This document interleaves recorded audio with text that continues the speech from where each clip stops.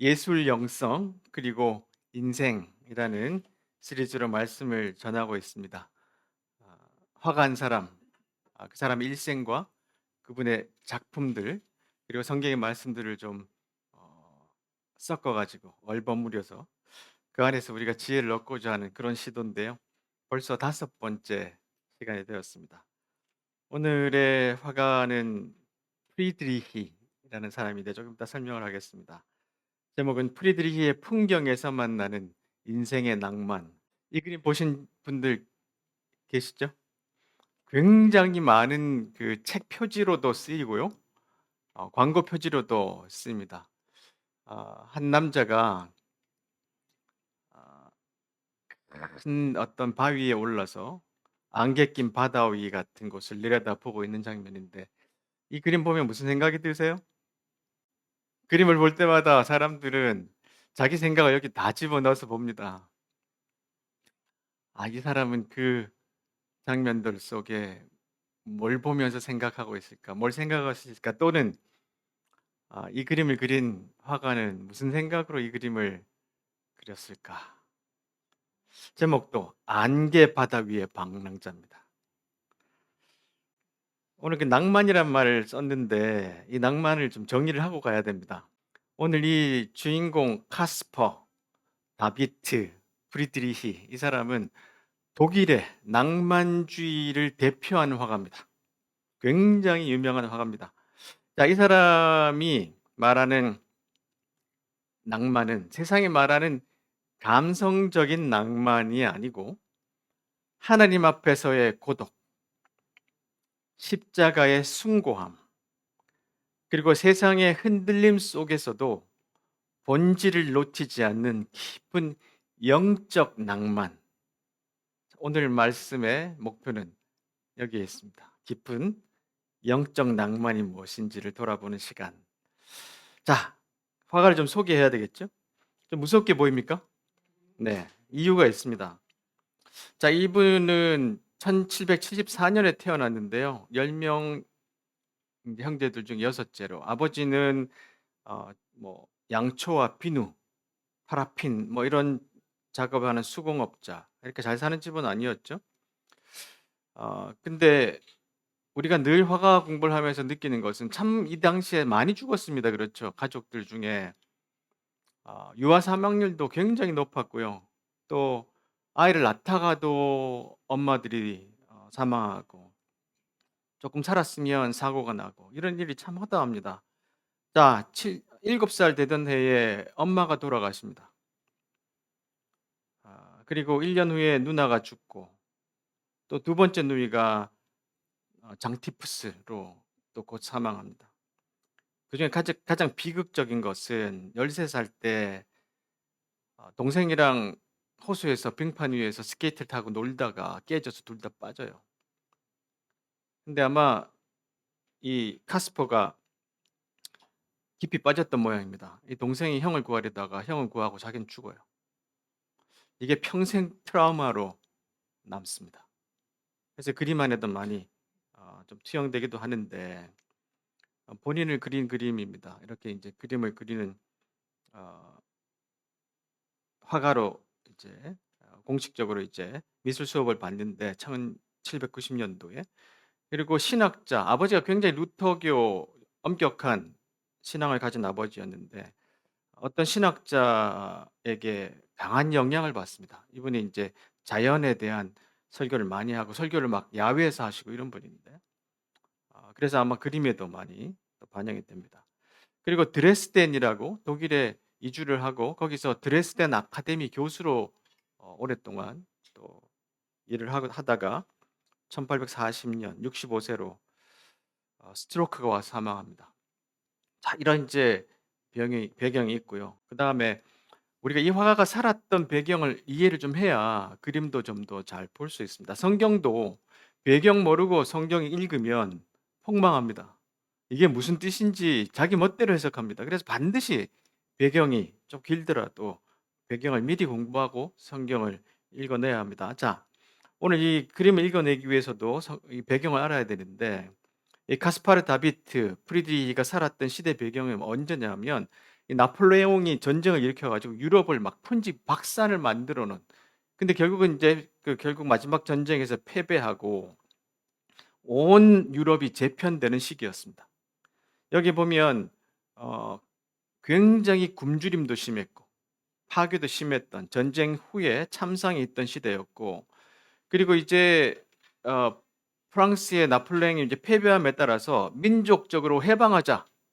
우리 좀 우리 민족같이, 우리 독일 사람은 독일 사람처럼 살아보자.' 이때 39 개의 조그만 도시로 나눠져 있던 그런 시기였던 것 같아요.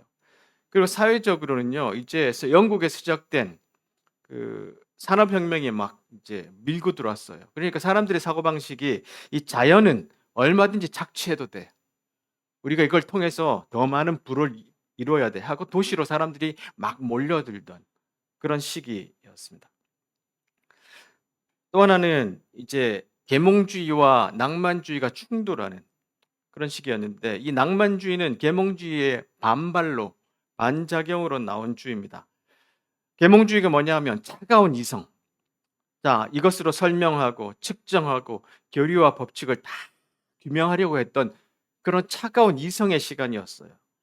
자, 근데 그것을 보고 사람들이 어 이성으로 전쟁하고 과학을 발전시켜서 자연을 착취하고 이런 걸 보니까 '아, 이러면 안 돼.'라고 반발로 일어났던 것이 낭만주의인데, 그것이 인제 독일 중심으로 일어났죠. 이들은 이성과 과학으로는 설명할 수 없는 인간의 내면, 무한한 자연의 신비, 그리고 거룩한 숭고함, 이것을 추구하는 그런 사조가 낭만주의였어요. 그러니까 지금 이 카스파르가 살고 있던 이 시기가 이 낭만주의가 발현하는 그런 시기였습니다. 그래서 명작 역사를 만나다라는 책에서도 이런 설명을 하는데요. 낭만주의는 단지 미술의 형식이나 문학, 심지어 뭐 음악도 있습니다. 그런 좁은 의미의 예술 운동이 아니라 그 이전 시대의 합리성, 계몽주의의 신조를 삼았던 그 다른 방식, 그것과는 다른 방식으로 세상을 보자, 이런 생각이었어요. 그 낭만주의자들은 감정과 종교적 믿음, 정신성을 인간과 지성과 그 위에 두었다. 그들은 논리보다는 즉흥, 수능보다는 개성, 그리고 문화의 속박보다는 자유로운 신의 창조물, 자연을 찬미했다. 자, 이런 사람들이 살던 시대가 오늘 주인공 카스파르가 있던 시대였고요. 카스파르도 아주 그 낭만주의의 중요한 대표 주자로 그렇게 영향을 미쳤습니다. 자, 그래서 오늘 본문과 함께 말씀을 좀 묵상을 좀 하고 지혜를 얻어 보겠는데, 첫 번째로 일상의 표면을 넘어서 시대를 분별하는 훈련된 영의 눈을 뜨자, 이런 내용을 좀 가지고 또 지혜를 얻었으면 좋겠습니다. 자, 보세요. 예수님에게 바리새파와 사두개인들이 동시에 찾아왔습니다. 이 두 사람들은 적들입니다. 둘이 같이 안 다녀요. 그런데 이날은 같이 왔습니다. 그 뜻은 뭐냐 하면 '아, 급했구나. 이들이 굉장히 지금 위협을 받고 있구나.' 이 두 사람들이 어 찾아와서 예수님 앞에 하늘에서 오는 증거를 보여 달라고 요구합니다. 지금은 예수님께서 많은 이제 기적도 행하셨고 그런 이야기들이 들려왔는데, 이들이 다른 증거를 보여 달라 그래요. 하늘에서 오는 증거. 이게 뭐냐면 메시아는 하늘에서 구름 타고 온다. 백마를 타고 올 거다. 화력이 임할 거다. 이걸 좀 보여 달라. 그러면 우리가 믿겠다. 예수님께서 대답합니다. 자, 저녁 때에 너희는 하늘이 불그스레하니 내일은 맑겠구나. 그리고 아침에 너희는 하늘이 불그스레하고 어둑어둑하니 오늘은 날씨가 굽겠구나. 자, 날씨를 예측할 수도 있지, 살다 보면 경험으로. 그런데 너희들은 이렇게 날씨를 구별하는 그런 눈은 갖고 있지만 왜 이 시대의 증거를 구별하는 영적인 눈은 못 가졌니? 지금 네 앞에 서 있는 내가 메시아야. 이런 말씀을 지금 하고 있어요. 왜 못 보니? 라는 이야기를 예수님이 하고 계시는 겁니다. 이 카스파르가 아주 중요한 이제 말을 한 적이 있는데요. 이분은 마음의 눈으로 보는 것에 대해서 강조를 했어요. 그래서 일일 일미실 일교행이라는 책에 보면 마음의 눈으로 보다라는 말이 있는데, 여기서 마음의 눈이란 간혹 화려한 외형에 사로잡혀 진실을 보지 못하는 육체의 눈과 구별되는, 그러니까 지금 바리새인들과 사두개인들이 원하는 그런 방식의 화려함이 아니라 마음으로 볼 수 있는, 그것으로 통찰하고 인식할 수 있는 눈에 대해서 예수님도 이야기를 하고 계시죠. 간단히 말하자면 좀 더 지혜로운 눈, 표면으로 나타나는 것이 아니라 좀 더 깊이 있는 것을 바라볼 수 있는 눈. 그런데 항상 그 마음의 눈으로 그림을 그린 화가가 오늘의 주인공 카스파르입니다. 그는 이런 말을 합니다. 마음의 눈과 육체의 눈은 구별돼야 한다. 그리고 자신의 마음의 눈으로 내면 세계를 찾을 수 없는 화가는 그림을 그리지 말아야 한다.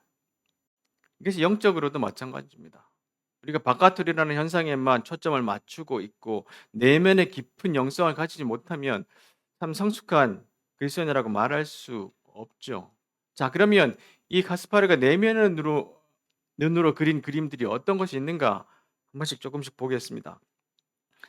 자, 이 그림은 달을 바라보는 두 남자. 영어 제목은 Two Men Contemplating. 그래, Contemplating은 뭐냐면 명상하고 묵상한다 이런 뜻이잖아요. 그러니까 달을 보면서 깊이 명상하는 사람들, 이런 제목입니다. 그런데 여러분, 이 나무를 보시면 이 나무는 죽은 나무예요. 근데 이 나무는 산 나무입니다. 이렇게 연결돼 있잖아요. 그러니까 이 죽은 나무의 생명력이 이쪽으로 이제 전해진다. 생명력을 받는다 이런 뜻이고요. 이 두 사람이 입은 옷이 뭐냐면 프랑스에서 금지시킨 독일 전통복입니다. 그러니까 그것은 우리 독립에 대한, 자유에 대한, 해방에 대한 간절한 마음이 있어서 저 옷을 일부러 그렸어요. 그러니까 이런 그림을 하나 설명하려면 오랜 시간이 걸리긴 하는데 여러 그림이 있어서 좀 지나가도록 하겠습니다. 그러니까 지금 이제 카스파르는 이렇게 자연을 그립니다. 풍경을 그려요. 그 당시의 사조들하고는 굉장히 다른데 그것도 좀 설명을 이따가 하겠습니다. 그다음 그림을 보면 부활절 아침이라는 그림입니다. 세 여인이 부활절 아침에 길을 나서는데 어디로 가고 있는지 잘 모르겠어요. 그런데 좀 어둑어둑해서 밤처럼 보일 수도 있는데 사실 이 새벽입니다. 아침에 해가 떴고, 여러분 보시면 여기가 부활절이니까 아마 4월, 그러니까 여기 잎에 이렇게 새잎들이 돋아나 있습니다. 희망을 이야기합니다. 그래서 먼 길을 이제 걸어가는 새 여인에 대한 그런 그림들을 그려놨습니다. 그 다음 그림을 보면 창가의 여인인데 아내입니다. 네, 자기 아내인데 늦게 결혼했습니다. 아주 늦게. 아내가 바깥을 이렇게 바라보고 있습니다. 바깥에 뭐가 보이죠? 배가 보입니다. 돛이 보이죠? 그래서 멀리 바라보고 있습니다. 이 여인은 무슨 생각을 하고 있을까요? 많은 생각을 우리에게 던져줍니다. 저희는 지금 무슨 생각을 하면서 저 창밖의 풍경들을 보고 있을까? 카스파르는 사람들과 풍경들을 우리에게 그려주면서 우리를 안으로 초대합니다. 지혜가 뭔가, 무엇을 보고 있을까? 파커 제이 파머가 지혜를 이렇게 정의합니다. 지혜는 널리 받아들여지는 진리의 개념을 넘어서 마음의 질문에 응답하는 성령에 열린 상태, 즉 새로운 진리를 받아들일 준비가 된 상태를 말한다. 지금 바리새인들과 사두개인들은 엄청나게 교육받은 사람들입니다. 종교 전문가들이에요. 근데 그들의 마음의 눈은 닫혀 있습니다. 지혜가 없는 사람들입니다. 지식은 많을지 모르겠는데 지혜는 발달이 안 된 사람들입니다.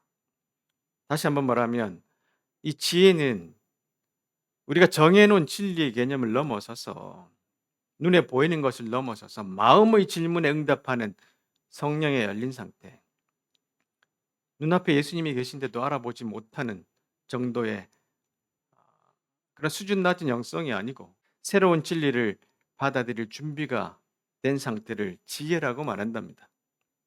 그러니까 우리가 지혜가 있다 없다를 말할 때 그것이 많이 알고 있다 적게 알고 있다가 아니라 교육을 받지 못했더라도 인생을 통해서 깊이 내면을 볼 수 있는 분들 많이 계십니다. 우리 그런 이제 지혜가 필요한 시대가 되었다는 것을 우리 다시 경험하고요. 자, 미술관에서 우리가 놓친 것들이란 책에 보면 익숙하다는 것은 우리 주변 환경을 무시하는 게 아니라 보지 못하게 되는 일종의 눈먼 상태다. 우리가 살아가는 것에 모든 것이 익숙해지면 그 상태를 눈먼 상태로 정의합니다. 친숙한 얼굴, 매일 걸어 다니는 길, 살고 있는 집, 이 모든 것들은 마치 피부처럼 우리 존재의 일부분이다. 그것들은 우리가 가슴으로 알고 있는 것이지 눈으로 아는 것이 아니다. 우리는 많은 것을 잃어버렸다.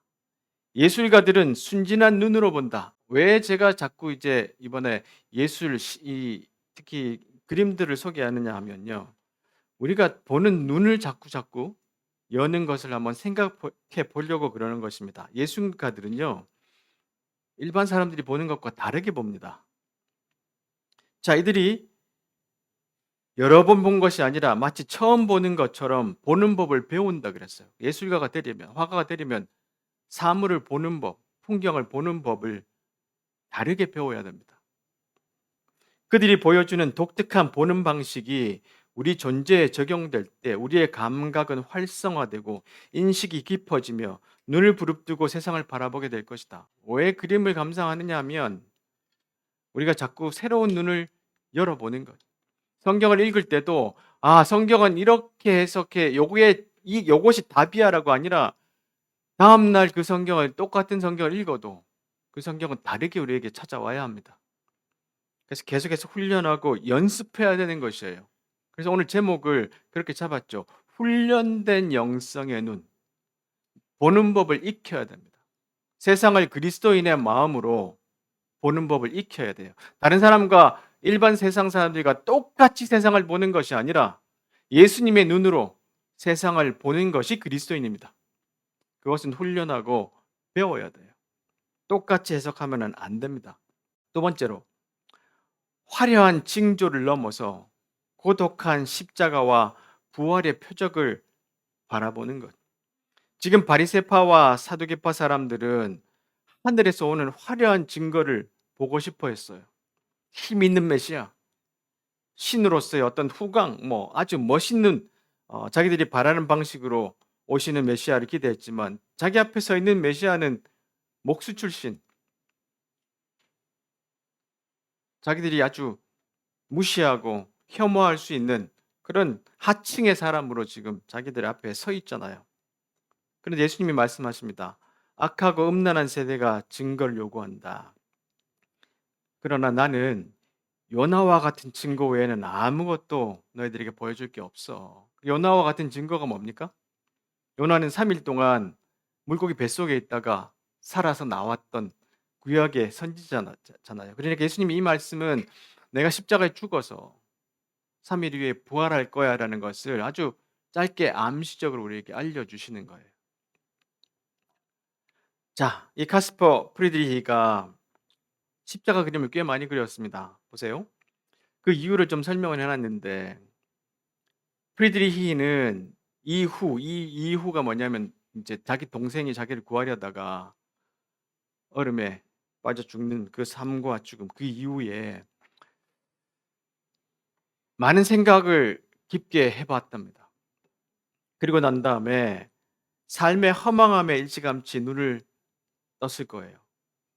그리고 그 다음 해부터 그림을 그리기 시작했습니다. 근데 그가 택한 장르가 그 당시 유행했던 장르가 아니고 풍경화였어요. 근데 그 당시 유럽에는요, 풍경화는 시시하다. 이런 생각들이 파다했던 모양입니다. 사람들이 풍경을 안 그렸대요. 있는 그대로 있는데 무슨 그림을 왜 그려? 그런데 프리드리의 생각은 달랐는데 대자연이야말로 세상의 섭리를 가장 잘 보여주는 작품. 평범한 사물에서도 우주의 원리와 신의 존재를 떠올리던 그에게는 풍경이야말로 진정한 예술이었다. 자, 그가 사고를 한번 칩니다.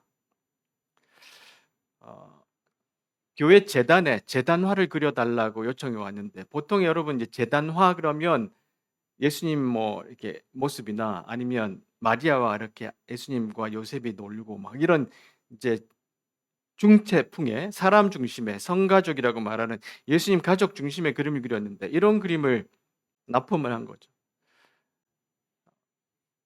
주교가 깜짝 놀랐습니다. 왜냐하면 예수님은 저 장대 위에 저렇게 조그맣게 그려져 있고 풍경이 가득 채우고 있잖아요. 제던화를 이렇게 그려낸 사람이 한 번도 없었던 거예요, 그동안. 근데 여기 보면 이제 새 빛이 올라오는데 이게 이제 삼위일체의 빛을 보여주고요.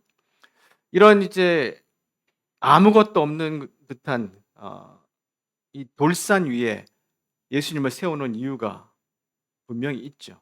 그 이유를 한번 또 찾아보면 좋겠습니다. 그가 직접 했던 말인데요. 이 그림을 이제 납품하고 난 다음에 저 정상 위에 늘 푸른 전나무에 둘러싸여 십자가가 서 있고 늘 푸른 담쟁이가 십자가를 감고 올라간다. 진홍빛 일몰 속에서 십자가 위에 구세주가 빛난다. 십자가는 그리스도에 대한 우리의 신앙처럼 확고한 반석 위에 서 있다. 그렇게 그림을 자기 스스로 설명을 했는데요. 이 그림을 보고 난 다음에 해석한 분이 이제 이렇게 설명을 했습니다. 이 작품은 당대 화단에 엄청난 충격을 던진 사조적 이정표였다. 전통적으로 교회에 재단하는 조금 전에 설명드렸던 것처럼 성경에 있는 인물이나 예수님의 가족들을 그리는 것이 절대적인 규칙이었는데 프리드리히는 과감하게 인간의 서사를 소거하고 풍경화를 재단 위에 올렸어요. 파격적인 전복을 실행했습니다. 이는 가시적인 현실의 모방을 끝내고 거친 대지와 하늘이라는 자연적 매질을 통해 인간 실존의 고독과 무한한 초월성을 고백하는 절대적인 정신적 매체이자 사유의 거울로 회화가 진화했음을 알려주는 미술사적인 위대한 사건이었다. 그러니까 이 그림 한 장이 미술사적으로는 엄청난 충격을 던진 그런 작품이었습니다. 자, 이것을 이어서 설명을 했는데요. 보세요. 카스파르가 독일 낭만주의의 깊은 정적 속에서 자아낸 이 장엄한 산중의 십자가의 정경은 단순히 종교적 순환, 도상을 묘사한 종교화를 넘어서 예수님의 죽음, 십자가를 그린 종교화를 넘어서 복잡하고 소란스러운 세상의 시스템 속에서 매일 지독한 고독과 미래에 대한 막막한 불안을 견뎌내며 살아가는 우리 현대인들에게 당신을 둘러싼 외부의 세계가 아무리 거칠게 암흑 속으로 침잠할지라도 영혼의 마지막 중심을 지탱해 줄 나만의 단단한 소명과 존엄을 품고 있는가라는 근원적인 실존적 질문을 던져낸 철학적 서사다. 다시 한번 그림을 보면 우리의 일상이 아무리 거칠고 힘들고 고통스럽더라도 예수님이 이곳에 십자가에 매달려서 바라보시는 것처럼 우리도 우리의 삶이 주님을 통해서 단단히 이 삶을 바치고 나갈 수 있는가? 삶에 대한 소명과 존엄을 내가 품고 있는가라는 질문을 던지는 그림으로 우리가 볼 수 있다는 것입니다. 또 십자가 그림 하나 더 보여드리면 리젠 게비르 계산의 아침 이렇게 그려놨습니다. 어떤 산 꼭대기 위에 십자가 하나만 당그라니 그려놨잖아요. 그러니까 황량하게 지금은 풀 한 폭이 없이 이렇게 그려진 산 위에 십자가만 서 있어요. 우리의 삶이 이렇게 힘들고 어렵더라도 예수님처럼 이렇게 푯대를 바라보고 이 세상을 갈 수 있느냐라는 질문합니다. 그리고 아마 조금 전에 처음 보여드렸던 안개 바다 위의 방랑자만큼 유명한 그림이 바닷가의 수도승이라는 그림입니다. 이게 Monk by the Sea라는데 이 그림이 출품되고 난 다음에 사람들이 충격을 먹었어요. 지금 수도승 보이십니까? 여기에 수도승이 바닷가에 홀로 서 있는데요. 그림을 한번 보세요. 지금 보여지는 것은 하늘, 이 그림의 대부분을 차지하는 하늘, 그리고 이 파도치는 바닷가에 사람이 조그맣게 하나 서 있어요. 이 그림 앞에 딱 서 있는데 여러분 어떤 생각을 가지게 되냐면 처음으로는 막 소름 끼치듯이 내가 작은 존재라는 것을 생각하게 돼요. 저 큰 하늘과 바다. 세상에서는 가장 큰 것이 하늘과 바다 아닙니까? 거기에 인간이 초라하게 서 있는데 수도승이에요. 그것은 뭐냐 하면 묵상하라는 겁니다. 이 세상에 던지는 아름다움과 그 숭고함에 대해서, 창조주에 대해서 너는 생각해 보라. 이 그림을 그리고 난 다음에 사람들이 충격을 먹었어요.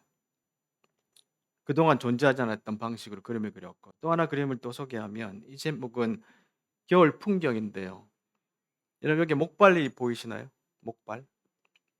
이 목발을 짚고 오던 나그네가 지금 여기에 앉아 있습니다. 앉아서 기도를 하는데 여기에 예수님의 십자가가 있어요. 삶을 살다가 지치고 지쳐서 쓰러진 거예요. 근데 거기에 이제 예수님의 십자가가 있습니다. 저 멀리 뭐가 보이죠? 교회가 보입니다. 아침이 동이 터오는 거예요. 저 지금 아침 동터오르는 햇살이 저쪽 끝에서 햇빛이 이렇게 떠오르는 장면이 보여집니다. 소망을 가르쳐 주는 거예요. 인생을 살다가 힘들고 지쳐서 쓰러졌을 때 그 예수님 앞에 모여서 내가 지금까지 살아온 인생에 대한 회고와 반성, 회개와 또한 감사가 있을 때 저 멀리서 아침 해가 떠오르는 거예요. 카스파르는 계속해서 이런 이제 그림들을 우리에게 던져줬어요. 많은 질문들을 하죠. 화려한 징조를 넘어서서 우리 힘들고 어려운 인생, 풀 한 폭이 없는 그런 산 정상 같은 곳에서도 단 하나의 그 예수님 그 길을 가셨던 요나의 징조밖에 보여줄 수 없다고 말씀하셨던 초라한 메시아로 오시는 그 예수님을 보여주고 우리에게도 똑같은 질문을 던집니다. 이 그림도 상당히 많은 울림을 주는 그런 그림입니다. 세 번째로 내 한계를 넘어서서 염려의 틀을 비우고 진리를 바라보다. 자, 이제 제자들이 배를 타고 호수를 건너왔는데요. 보세요. 여기서 마태는 이런 말을 써놨어요. 빵을 가져오는 것을 잊어버렸어요. 도시락 싸온 걸 잊어버린 거예요. 자, 그때 예수님께서 조금 전에 만났던 바리새파 사람들과 사두개파 사람들의 이야기를 이제 배경을 삼아서 그들의 누룩을 조심해라. 누룩이 뭡니까? 누룩은 빵을 부풀게 하는 거잖아요. 근데 이스라엘 사람들은 누룩 그러면 이제 순수하고 그다음에 아주 깨끗하고 본질적인 것이 아니라 거기에 뭐가 들어가서 섞여서 오염됐다 이런 의미로 누룩이 쓰일 때가 많습니다. 이집트에서 출애굽할 때 누룩 섞인 빵을 가져오지 말라고 그냥 들고 오라 그랬잖아요. 그래서 1년에 매일 축제할 때마다 절기 때마다 이 누룩 없는 빵을 먹는 것이 이 사람들의 삶의 방식이었죠. 그래서 이 누룩이란 말은 혼합되고 섞여서 불순한 것들 이런 이야기를 하는 것입니다. 자, 예수님이 그 바리새파 사람들과 사두개파 사람들의 이 불순한 것, 섞여버린 것, 오염된 삶의 방식, 신앙의 방식에 대해서 조심해라 이렇게 이야기하는데 제자들의 방식이 뭡니까? 제자들 어떻게 이해했죠? 예수님 우리 빵 안 가져온 거를 지금 책망하시나 보다. 대부분 우리는 이렇게 해석합니다. 자기 마음대로, 자기 생각대로. 내가 빵이 없으니까 예수님은 지금 어떤 귀중한 논리, 귀중한 진리를 가르쳐 주려고 그러는데 나는 내가 지금 갇혀 있는 그 생각 안에 빵이 없으니까 예수님 우리를 빵 안 가져왔다고 지금 그러시나 보다. 자, 그러니까 이것이 내 한계예요. 여러분들도 내 생각, 내 사고, 내 방식으로 오늘 지금 설교 듣는 분들도 마찬가지입니다. 그동안 내가 살아왔던 방식에 딱 그 안에 집어넣어서 해석하려고 자꾸 그러니까 사실 이 예배 안에서 하나님이 나에게 말하시고자 하는 것이 계속해서 가로막힙니다. 끝나고 나서 엉뚱한 소리 합니다. 마음을 열어놓으시고 지금 이 말씀 속에서 나에게 주님이 이남정 목사의 말을 통하지 않고도 지금 나에게 이 말씀 안에서 가르치고자 하는 게 뭔가를 집중하시려고 들으시려고 애를 좀 써보셔야 돼요. 자, 빵을 안 가져왔으니까 예수님이 우리한테 책망하나 보다. 내 한계에 갇혀 있고 또 빵에 대해서 염려하잖아요. 우리가 가서 어떻게 빵을 먹지? 그러니까 예수님이 내가 지금 5천 명, 4천 명 먹였던 거 너희들 옆에서 같이 있었지 않니? 그러니까 그 염려를 버려라. 그리고 내가 빵에 대해서 말하는 것이 아닌 것을 깨달으라. 이런 이야기를 합니다. 자, 우리가 예수를 보면서 이런 그림들을 보면서 배우고자 하는 것이 뭐냐면 이 그림을 보면 예술은 습관에 반대하고 우리가 경탄하거나 사랑하는 것에 갖다 대는 눈금을 재조정하도록 유도해서 더 소중한 것을 더 정확히 평가할 수 있게 우리를 되돌려 놓는다. 이런 이야기를 알랭드 보통이 합니다. 그것이 뭐냐면 우리에게 익숙해진 것들을 좀 내려놓고 눈을 재조정하고 다시 깊이 볼 수 있는 그런 정신적인 새로운 것들을 갖추라, 배우라 이런 이야기를 하는 거거든요. 자, 이 프리드리히의 또 그림 중에 특이한 그림이 하나 있습니다. 이게 이제 바츠만산이라는 그림인데 이 그림은 어떤 산을 하나 보고 그 산을 그대로 그린 것이 아니라 여러 개의 산을 붙여 놨어요. 이거는 이 지역에 가서 보고 이건 저 지역에서 보고 저건 저쪽에 가서 보고 저 나라에 가서 보고 이 산들을 하나로 뭉쳐 가지고 이 그림 안에 그려 놨어요. 그동안 하던 방식과는 좀 다르죠. 새로운 장르를 이 프리드리히가 만들어 냈어요. 그러니까 내가 보는 시각과 내 경험들을 자꾸 합해서 만들어서 새로운 것들을 만들어 내고 창조하려고 하는 시도들 그런 것들을 이 화가가 해냈던 것입니다. 그리고 오늘 이 화가가 처음에는 이런 방식으로 그림을 그리니까 욕을 참 많이 먹었어요. 어떻게 이따위로 그림을 그리냐. 그동안 없었던 방식인데. 자, 그런 이제 수많은 핍박과 비난에도 자기 길을 계속할 수가 있었죠. 몽테뉴 사유의 힘이라는 책에 이런 이야기를 합니다. 삶에는 아무리 내가 애써도 바꿀 수 없는 일들이 있다. 제자들이 지금 빵을 안 가져왔잖아요.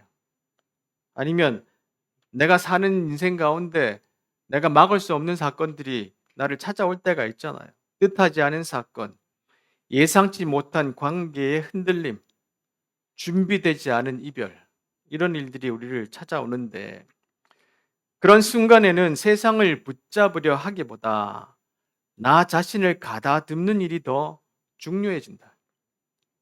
바깥을 통제할 수 없다면 안쪽의 태도만이라도 바로 세우는 것. 그것이 흔들리는 세상 속에서도 나를 지켜내는 가장 현실적인 방법이다. 삶을 지혜롭게 살아간다는 것은 모든 것을 내 뜻대로 하겠다는 태도가 아니라 내 삶의 흐름이 어디로 흘러가고 있는지를 겸손하게 인식하는 것이다. 내가 바꿀 수 없는 것들을 있는 그대로 받아들이되 그 안에서 내 중심을 지키는 것. 그것이야말로 흔들리는 세상 앞에서도 무너지지 않는 사람의 태도다. 이런 이제 지혜를 우리에게 알려주는데요.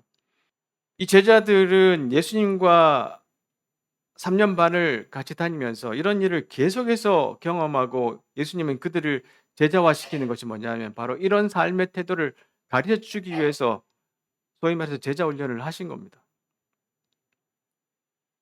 자기가 갖고 있는 그 한계 안에 갇히지 않고 내면의 힘을 어떻게 키우는가. 자, 이것이 또한 프리드리히가 우리에게 알려주는 그림의 방식, 그림을 보는 방식이기도 한데요. 지적 공감을 위한 서양 미술사라는 책에 보면 자, 프리드리히가 석양을 보는 두 사람 이 그림입니다. 이 그림을 통해서 우리를 자연과 공명하게 하는데 노을빛이 인간과 자연을 동시에 휘감으면서 하나로 묶어진다. 표정은 보이지 않지만 적어도 노을을 객관적으로 관찰하는 것이 아니라 말없이 자연과 자신의 내면이 교감을 나누는 중임을 느끼게 한다.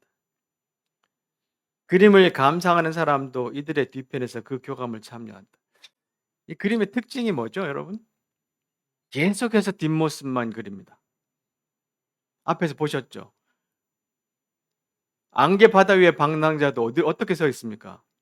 저렇게 보고 뒤에서 그렸어요. 지금까지 뒷모습을 그리는 화가가 별로 없었단 말이죠. 근데 이 사람은 계속해서 뒷모습을 그립니다. 그 이유가 뭔가요? 우리도 여기 서 있잖아요. 우리를 이 그림 안으로 초청해서 이 사람들이 바라보는 것처럼 당신들도 이렇게 세상을 보십시오라고 우리를 초대해 주는 거예요. 자, 이거를 전문 용어로 뭐라 그러냐 하면 리켄 피규어 이렇게 이야기한답니다. 리켄 피규어. 이게 뭐냐면 뒷모습을 뜻하는 단어래요. 화면을 등지고 있는 인물상을 그려서 공간의 깊이감을 더하고 더불어 감상자의 경험을 극대화하는 기법인데 계속해서 뒷모습만 그립니다. 희한하게. 지금까지 그림들은 렘브란트부터 시작해서 계속 얼굴만 봤잖아요. 여기서는 뒷모습만 그려요. 그것이 뭐냐면 이 그림만으로 우리를 불러들이는 거예요. 교감하게 만들고 이 자연 안에 이 숭고한 이 장엄한 자연 안에서 우리의 존재를 기억해라. 바다 위에 월출이라는 책도 보면, 그림도 보면 이렇게 세 여인이 저 멀리 오는 배를 바라보고 있습니다. 달이 떠오르는데 석양 앞에 서 있는 여인. 보통 같으면 앞을 보고 있어야 되잖아요. 뒷모습을 그렸어요. 그것도 계속해서 하늘 바라보고 있는 사람들을. 이것이 뭐냐면 우리의 시각조차, 우리의 생각조차, 우리의 사고방식에 매이지 말고 내 안에 있는 내면의 힘으로 저 밖에 있는 세상을 계속해서 보라고 우리를 가르쳐요. 내 한계 속에 갇히지 말고 그 한계를 넘어서서 빵에 대한 염려를 비우고 그 진리를 바라볼 수 있는 그 눈을, 그 힘을, 지혜를 계속 키우라. 이렇게 우리를 초청하고 있습니다. 끝으로 시련과 외면을 넘어서서 변질되지 않는 진실한 영성의 붓을 좀 들어보자. 예수님이 계속해서 이 말씀 가운데 바리새파 사람들과 사두개파 사람들의 누룩을 주의해라라고 계속해서 가르칩니다. 이것은 좋은 영성이 아니야. 좋은 믿음이 아니야. 진짜 믿음은 변질되지 않는 진실한 영성이 있어. 그것을 우리에게 알려주시죠. 그것이 바로 예수님이 말씀하셨던 십자가의 요나의 증거였죠. 이 프리디가 어릴 때 엄마부터 시작해서 누나 둘 죽고 동생 죽고 이런 과정을 거치고 난 다음에 우울증에 심각하게 걸려서 자살 시도를 했어요. 그래서 칼로 목을 끄는 바람에 목에 큰 상처가 생겼어요. 그래서 아까 그림 보시면 여기 수염이 이렇게 길러져 있잖아요. 죽을 때까지 목 밑으로까지 수염을 기르고 다녔어요. 근데 이 우울증 때문에 굉장히 어려웠다가 결혼을 하고 난 다음에 좋아졌습니다. 그런데 불행이 또 찾아옵니다. 결혼한 뒤 2년이 지나고 난 다음에 가장 친한 친구가 강도에게 살해를 당합니다. 그러고 나니까 트라우마가 올라왔어요. 굉장히 심하게 우울증에 깊이 빠져들어갑니다. 그리고 난 다음에 또 경험했던 것이 뭐냐면 유럽의 미술의 유행이 바뀌기 시작했어요. 자, 그러니까 이 자기가 그렸던 낭만주의 그림이 한물간 스타일로 취급받았고요. 학과과정 승진에도 실패합니다. 교수직에서도 아마 나오게 되는 것 같아요. 뇌졸중에 걸리고 그림도 못 그리고 그러다 보니까 가난이 찾아왔어요. 마지막 죽기 전에 가장 걱정했던 게 가족들에게 유산을 한 푼도 못 남길지도 모른다는 걱정을 하다 죽었어요. 이 사람의 인생이잖아요. 승진에 실패하고 난 다음에 그린 그림이 이 그림입니다. 해빙. 원래는 난파된 희망 이런 제목이었어요. 북극해를 그렸습니다. 여기 어디에 배가 하나 난파돼 가지고 가라앉은 모습이 그려져 있을 거예요. 자기의 이 속마음을 이렇게 그렸어요. 난파된 희망. 근데 자기가 그리던 그림들이 사조가 바뀌어서 승진을 못했던 이유도 하나 있지만 또 더 큰 이유가 있었습니다. 그것이 뭐냐면 이 프리드리히가 계속해서 독일 사람들에 대한 자유, 해방 이것에 대해서 강조를 했어요. 아까 그 안개 위의 방랑자도 사실 입고 있는 옷이 뭐냐면 단복입니다. 단복. 우리 독일을 해방하자. 그래서 그 옷을 일부러 입혀 놨어요, 그 그림에. 자, 이렇게 계속해서 억압적인 정치적인 상황에 반대하는 그림을 그리니까 "너 승진 못 해. 교수에서 나가."라는 그런 취급을 받게 됐습니다. 자, 그리고 난 다음에 이런 상황 속에서 계속 떡갈나무를 그렸어요. 봄을 기다리는 떡갈나무를 그렸는데, 이것이 뭐냐 하면 압제와 억압의 겨울로부터 그것을 고통을 견뎌내고 봄을 기다리는 그런 상징으로 이렇게 떡갈나무를 계속 그렸습니다. 자, 마지막 이 그림 보고 말씀 마치죠. 다시 한번 질문해 봅니다. 여러분, 이 그림을 보면서 어떤 마음이 이제 드세요? 어떤 사람들은 이 그림을 이렇게도 해석하고, 어떤 사람은 저렇게도 해석하고, 다양한 방식으로 해석할 수 있는데 그것은 여러분들의 자유입니다. 태지원 씨는 이렇게 해석했습니다. 인간은 의지와 노력으로 삶을 바꾸고 통제할 수 있다는 신념을 품은 채 세상을 살아간다. 그러나 자연의 힘 또는 운명의 힘이라 불리는 것 앞에서 인간의 의지는 한없이 작은 것이 되기 쉽다. 우리가 거스를 수 없는 운명이나 자연의 힘이 느껴질 때 억지로 답을 찾기보다 그저 바라보고 기다리는 것이 최선일 수도 있다. 안개 바다 위의 방랑자는 조용히 기다리라는 말을 건네는 작품일지도 모른다. 이분은 이 그림을 보고 이렇게 해석을 했습니다. 성수영 씨는 이렇게 해석했습니다. 그림 안개 바다 위의 방랑자 속 남자는 모든 인간을 상징합니다. 그는 평생 자신을 덮치는 여러 불행과 싸웠습니다. 프리드리히가 남긴 아름다운 작품들은 그가 이렇게 세상과 싸우며 몸부림쳤던 흔적입니다. 죽음이 패배라면 우리는 모두 패배할 수밖에 없는 운명입니다. 무한한 시간과 공간 속 먼지만한 별에서 찰나를 살다가는 하찮은 존재에 불과하지요. 하지만 그걸 알면서도 한 걸음씩 발자국을 남기며 나아가는 게 인생 아닐까요? 너무나도 무심하고 나를 고통스럽게 하고 잔인하지만 때로는 이해할 수 없을 정도로 아름다운 우리를 둘러싼 세계를 바라보면서 말입니다. 그림 속 주인공처럼요.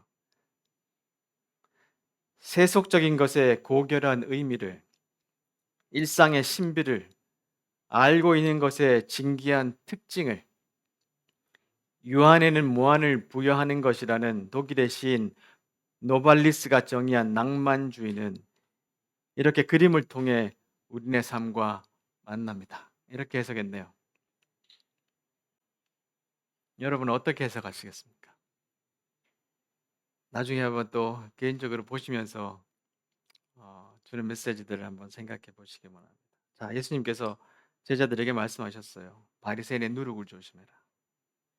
우리 신앙도 온갖 것들과 잡다한 것들로 섞여 있습니다. 예수님을 진실하게 믿는 믿음이 우리 삶의 몇 프로인지 모르겠어요. 어느 정도 섞여 있는지 모르겠습니다. 날마다 파도치는 세상의 변화 속에 우리는 이리 갔다 저리 갔다 계속해서 똑같이 요동칩니다. 그럴 때 다시 한번 내면의 지혜를 가지고 힘을 키워서 세상의 파도가 아무리 우리를 덮쳐온다 할지라도 그래 한번 와봐.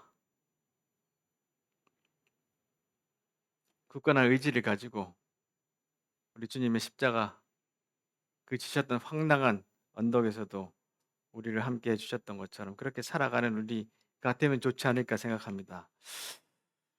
자, 이거 인용하고 마치겠습니다. 알랭드 보통이 참 좋은 말 많이 하는데 가치 있는 여행이 쉬우리라고 기대하지 마라. 기도하겠습니다.